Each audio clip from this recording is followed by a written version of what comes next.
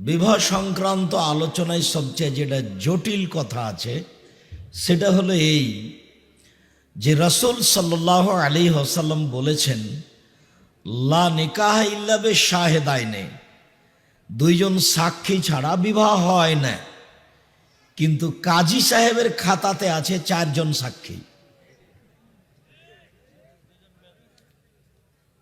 আল্লাহর নবী বলছেন 2 জন আর কাজী সাহেব বলছেন 4 জন। এই ছেলে, তুমি একটু শরম করো, বলার পরে তুমি দাঁড়িয়ে আছো কেন? আমি জানছি তুমি ক্লান্ত, তারপর আমার চেয়ে বেশি ক্লান্ত মনে করো না। আমি এরকম একটা পরিস্থিতিতে অনেক পথ অতিক্রম করে এসেছি।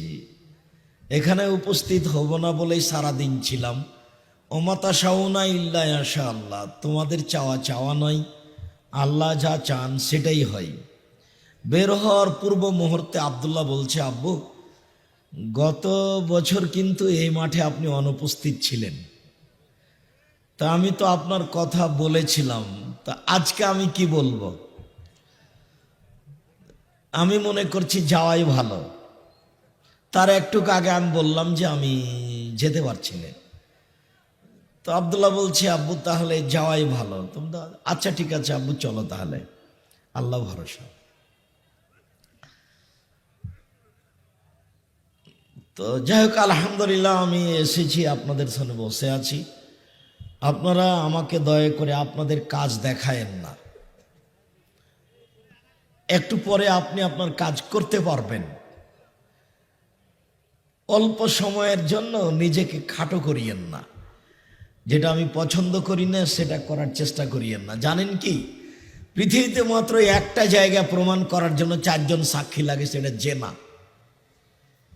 পৃথিবীতে আর কোথাও 4 জন সাক্ষী লাগে না। তাহলে কি বাংলাদেশ সরকার বা কাজী সাহেব বা জনগণ বিবাহকে জেনা মনে করছেন? নইলে 4 জন সাক্ষী কেন? আমি বক্তব্যের মাঝে মধ্যে বলেছি যে কাজী সাহেবের এই খাতাটা টয়লেট পেপার হিসাবে ব্যবহারের যোগ্যতা রাখে না। এমন কোনো মায়ের বেটা এদেশের মাটিতে আছে, জন্ম নিয়েছে এখন, যে আমার সামনেও প্রমাণ দিতে পারে যে জি কাজী সাহেবের খাতাটা টয়লেট পেপার হিসাবে ব্যবহারের যোগ্যতা রাখে? আমি বলছি রাখে না। কেন? টয়লেট পেপার হিসাবে যেটা ব্যবহার হয় সেই কাগজটাতে রাসূল সাল্লাল্লাহু আলাইহি সাল্লামকে অপমান করা হয়নি, তবে কাজী সাহেবের এই খাতাতে রাসূল সাল্লাল্লাহু আলাইহি সাল্লামকে অপমান করা হয়েছে। কে যদি বলে যে এটা যোগ্যতা রাখে, তাহলে সেও একজন নিজেকে পরিচয় দিবে যে আমি শিক্ষিত মানুষ নই, যার কারণে আমার এই ভুলটা হয়ে গেছে। এটা তাকে বলতে বাধ্য হতে হবে। আমি বলেছি যারা গান বাজনার মাধ্যমে জিকির করে আর যারা ছায়াছবির গান বলে, দুইটার মধ্যে পার্থক্য।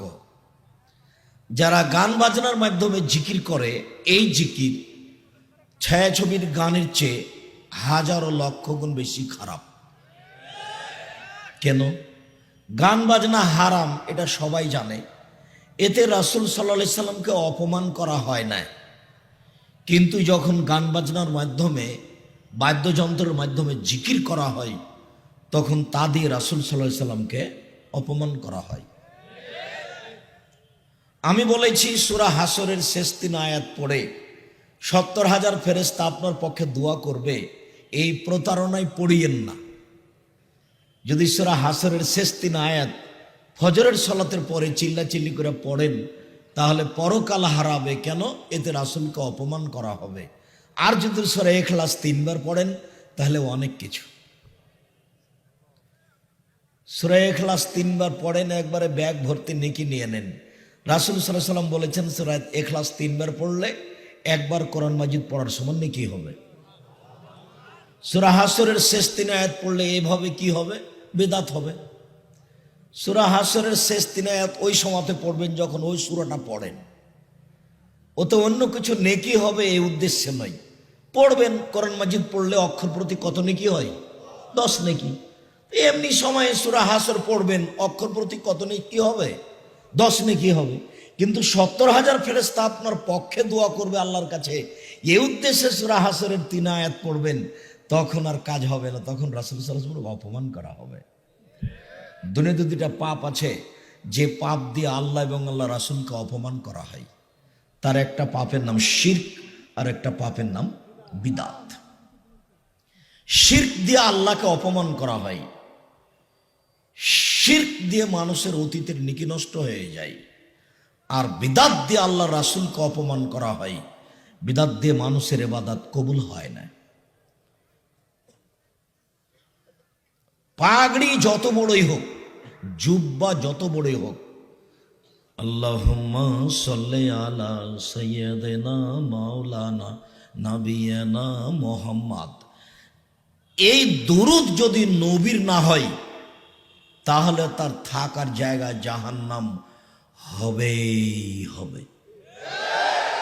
নবীর হয় ভালো কথা, আর যদি নবীর না হয় তাহলে তার থাকার জায়গা জাহান্নাম হবেই হবে।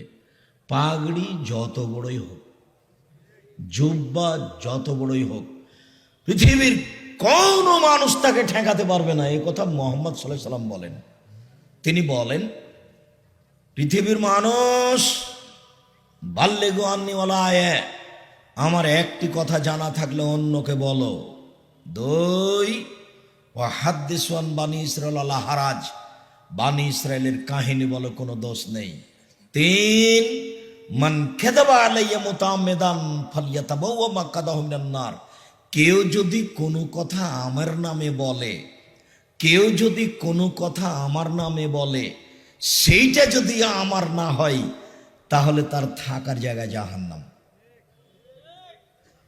হুজুর যত বড়ই হোক, আমি বলেছি মুকশিদুল মুমিনিন বইয়ের একটা হেডলাইন আছে, শতবার বলেছি, প্রায় সব মোবাইলই আছে, যে হেডলাইনটা হচ্ছে অবিবাহিত ছেলেমেয়ের পড়া নিষেধ। এটা হেডলাইন, যে দেখে সে পড়ে, যে দেখে সে পড়ে। চিন্তা করে ব্যাপারটা কি, এখানে আছে কি? অবিবাহিত ছেলে মেয়ের পড়া নিষেধ মানে, তো এখানে আছে কি? তখন ওখানে লেখা আছে এইভাবে, সফরের পূর্বে স্ত্রী মিলন হলে ছেলে ভ্যাংচা হয়, ভরা পেটে স্ত্রী মিলন হলে ছেলে টেরা হয়, সূর্য গ্রহণের সময় স্ত্রী মিলন হলে ছেলে কানা হয়, চন্দ্র গ্রহণের সময় স্ত্রী মিলন হলে ছেলে খোড়া হয়। আল্লাহর কসম, আল্লাহে আল্লাহর কসম, আল্লাহে আল্লাহর কসম, এই হেডলাইনের একটা কথাও সত্য নয়, সব মিথ্যা। শুধু মিথ্যা নয়, সরাসরি কোরআন মাজিদের বিপরীত, সরাসরি কোরআনের বিরোধী। আল্লাহ তাআলা কোরআন মাজিদে বলছেন, নিসাউকুম হারসুল লাকুম ফাতু হারসাকুম আন্না শাইতুম, পৃথিবীর মানুষ তোমাদের স্ত্রী তোমাদের জমি, পৃথিবীর মানুষ তোমাদের স্ত্রী তোমাদের ক্ষেত, তোমরা তোমাদের জমিতে তোমাদের খেতে আসো তোমাদের ইচ্ছা মতো, সকালেই কি, বিকালেই কি, দুপুরেই কি, ভরা পেটেই কি, সফরের পূর্বেই কি, সূর্যগ্রহণ লাগলেই কি আর না লাগলেই কি। এ কথা আল্লাহ বলেন, আর এ কথা লেখক বলেন। হুজুর যত বড়ই হোক, রক্ষা পাওয়ার কোনো পথ নেই। কাজী সাহেবের খাতা টয়লেট পেপার হিসাবে ব্যবহারের যোগ্যতা রাখে না, এ কথা আমি আব্দুর রাজ্জাক বিন ইউসুফ বলছি। দেখি কোন মায়ের বেটা বাংলাদেশের মাটিতে জন্ম নিয়ে আমাকে বলতে পারে জিনা রাখে। আমার জীবদ্দশা কিয়ামত পর্যন্ত সময় থাকলো, আর আমি আমার বয়স পর্যন্ত সময় দিয়ে গেলাম। 20 বছর পূর্বে বলেছি যে 20 বছর পূর্বে বলেছি, 25 বছর পূর্বে বলেছি, নতুন বলিনি, যে এই দোয়া এই ছাপা বইয়ে দেখছি না, এই যে কোরআন মাজিদের শেষে 1 পৃষ্ঠা দোয়া লেখা আছে, দোয়া ও খাতমিল কোরআন, হেডলাইন বড় করে লেখা আছে দোয়া ও খাতমিল কোরআন 1 পৃষ্ঠা। 20-25 বছর থেকে বলছি, কেউ কেউ একটু বলে না কেন যে জি এটা চলবে। আমি বলেছি পুরো 1 পৃষ্ঠায় এ দোয়ায় একটা বাক্য রাসূলের নয়, সব মানুষের বানানো। কাজী সাহেবের খাতায় 4 জন সাক্ষী ঢুকলো কি করে? শুধুমাত্র জেনা প্রমাণ করতে, অবৈধ সম্পর্ক প্রমাণ করতে 4 জন সাক্ষী লাগে, তাহলে কি কেউ উচ্চশিক্ষিত মানুষ এদেশের ওই খাতা দিয়ে, কাজী সাহেবের খাতা দিয়ে বিবাহকে জেনা বলতে চাচ্ছেন? যে সম্মানিত দিনাজপুর জেলার জ্ঞানীগুণী মানুষ এবং যারা আরো দায়িত্বশীল বসে আছেন, কথা শুনে মন খারাপ করার কিছু নেই। মোহাম্মদ সাল্লাল্লাহু আলাইহি সাল্লাম বলেছেন, লা নিকাহ ইল্লা বিশাহিদাইনে, 2 জন সাক্ষী ছাড়া বিবাহ নেই। বাস, বিবাহ করার জন্য কয়জন সাক্ষী লাগবে? 2 জন। মহিলার পক্ষ থেকে নয়, পুরুষের পক্ষ থেকে নয়, এগুলো কোনো কথা নেই, পক্ষ নেই। বিবাহ বৈধ হওয়ার জন্য বাপ লাগে, আর বর লাগে, আর 2 জন সাক্ষী লাগে। তিনি বলেছেন, লা নিকাহ ইল্লা বিওয়ালিন, বাপ ছাড়া বিবাহ নেই। তিনি বলেছেন, আইয়ুমা ইমরাতিন নিকাহাত, আইয়ুমা ইমরাতিন নাকাহাত বেগের ওয়াজনে ওলিয়েহা, যে কোনো মেয়ে বিবাহ বসবে বাপ ছাড়া, অভিভাবক ছাড়া, ফা নিকাহা বাতিল, ফা নিকাহা বাতিল, ফা নিকাহা বাতিল, সেই বিবাহ বাতিল, সেই বিবাহ বাতিল, সেই বিবাহ বাতিল, কোর্টের বিবাহ বাতিল। ফেকার বইয়ে লেখা আছে যে কেউ যদি বলে এটা আমার বউ, আর 2 জন যদি বলে হ্যাঁ ঠিক ঠিক ঠিক এটা তোমার বউ, তাহলে বিবাহ হয়ে গেছে। এই জন্য কোর্টের বিবাহ চলছে বাপ ছাড়াই। 2 জন সাক্ষী, কাগজে লেখা আছে, উকিলকেও বিবাহ দিয়ে দিয়েছে, বিবাহ হয়ে গেছে। আল্লাহর নবী বলছেন, যে কোনো মেয়ে অভিভাবক ছাড়া বিবাহ বসল, সে বিবাহ বাতিল, সে বিবাহ বাতিল, সে বিবাহ বাতিল। কথাটি আল্লাহর নবী 3 বার বলেছেন। পরের বাক্যে বলছেন, ওলা তুজাব্বিজুল মারাতু আল মারাতা ওলা তুজাব্বিজুল মারাতু নাফসাহা, কোনো মহিলা কোনো মহিলার বিবাহ দিতে পারে না, কোনো মহিলা নিজে নিজে বিবাহ বসতে পারে না। কি করে খালা বললেন? বোনের মেয়েকে খালা বলছেন যে শোন খালেদা, তুই শোন, তোর বাপ তো বিবাহ দিবে না, ছেলে খুব ভালো, ভালো চাকরি করে, তুই চলে আয়, আমি বিবাহ দিয়ে দিচ্ছি। কখন কখন খালা পুরুষ মানুষ হয়ে গেছে। অথচ আল্লাহর নবী বলছেন কোনো মহিলা কোনো মহিলার বিবাহ দিতে পারে না, কোনো মহিলা নিজে নিজে বিবাহ বসতে পারে না, অসম্ভব। মেয়ের কাছে বিবাহ পড়ানো হারাম। দেখি কে বাক্য উল্টাতে পারে। বলতে হবে আমার মুখের উপরে, আজ না হয় 6 মাস পর, 6 বছর পর, 20 বছর পর, আমার হায়াত পর্যন্ত বলতে হবে যে জি আপনার কথা ঠিক নয়, মেয়ের কাছে বিবাহ পড়াতে হবে। আমি বলছি মেয়ের কাছে বিবাহ পড়াতে হবে না, শুধু হবে না নয়, মেয়ের কাছে বিবাহ পড়ানো না যায়, হারাম। আর এটা তো দিনাজপুর, তার মানে রংপুর দিনাজপুর প্রায় একই। রংপুর দিনাজপুর লালমনিরহাট নীলফামারী কুড়িগ্রাম পঞ্চগড় ঠাকুরগাঁ জয়পুরহাট বগুড়া গাইবান্ধার ঘটনা। মেয়ে যেখানে আছে ওখানে বিবাহ পড়াতে গেছে, বিবাহ পড়িয়ে অমুক নিবাসী অমুক তোমাকে বিবাহ করতে এসেছে, এত নগদ এত বাকিতে, তুমি তাকে স্বামী সত্ত্বে কবুল করো। তখন মেয়েটা বলছে কবুল করলাম। 3 বার করার পর ওরা এখন চ্যাংড়া ছিল্লু বদ সব গেছে ওখানে। এখানে এখন দাঁড়িয়েছে, যেখানে বর যাত্রী যেখানে বসে আছে, এরা দাঁড়িয়ে আছে 5-7 জন। তো বসে থাকা লোকগুলি বলছে আপনারা কে? তখন এরা বলছে আমরা এই বিবাহের উকিল। বরের পক্ষের লোকগুলি যারা এখানে, আরে বিবাহ পড়াতে তো বরের পক্ষের লোকই গেছিল ওখানে, অনেকেই গেছে। তা আপনারা কে? তো বলছে আমরা এই বিবাহের উকিল। মেয়ে কি কবুল করেছে? জি করেছে। আপনারা কি শুনেছেন? জি শুনেছি। তাহলে আপনারা বসেন। তার পূর্ব পর্যন্ত দাঁড়িয়ে থাকতে হবে, মনে হচ্ছে এক পাগলামি কারবার। হিন্দুদের কলার গাছের চতুর্দিকে ঘুরতে হবে বিবাহ বৈধ হওয়ার জন্য। তাই হুজুর কাজী সাহেব গেছে মেয়ের কাছে বিবাহ পড়াতে। কিয়ামত পর্যন্ত সময় থাকলো বেটা, তোমার এটা জায়েজ বলার জন্য। কাজী সাহেবের 4টা সাক্ষী যেমন, মেয়ের কাছে বিবাহ পড়ানো তেমন, যুবতী মেয়েদের গীত গাওয়া তেমন, কমিউনিটি সেন্টার মেয়েটাকে একবার ল্যাংটা করে বসিয়ে রাখা তেমন।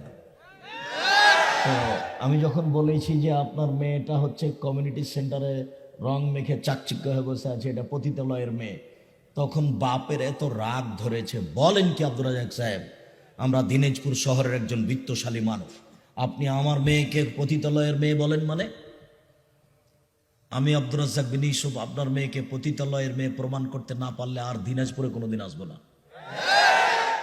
কষ্ট পাওয়ার কিছু আসে যায় না, আপনি কষ্ট পেলেই কি আর না পেলেই কি। প্রায় মোবাইলেই আছে, প্রায় বক্তব্যে আছে যে দুনিয়াতে দুটা পাপ আছে, মানুষ না করেই পাপী। তার একটা হলো কেউ যদি কাউকে বলে যে আসো জুয়া খেলি, খেলেই নি, খালি কি বলেছে আসো খেলি, তাহলে কি দিতে হবে? 10 জন ফকিরকে সোয়া কেজি করে চাউল দিতে হবে, কাপ ফারে দিতে হবে। খেলেই নি, খালি বলেছে আছো খেলি, এক আশ্চর্য পাপ।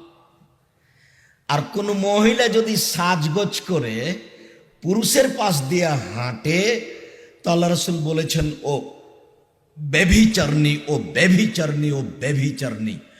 একবার বলেছেন 2 বার শব্দটা, একবার বলেছেন 3 বার শব্দটা। মুহাম্মদ সাল্লাল্লাহু আলাইহি ওয়াসাল্লাম তার পবিত্র মুখ দিয়ে বলেছেন ও ব্যভিচারিণী, অথচ ও জেনা করেনি।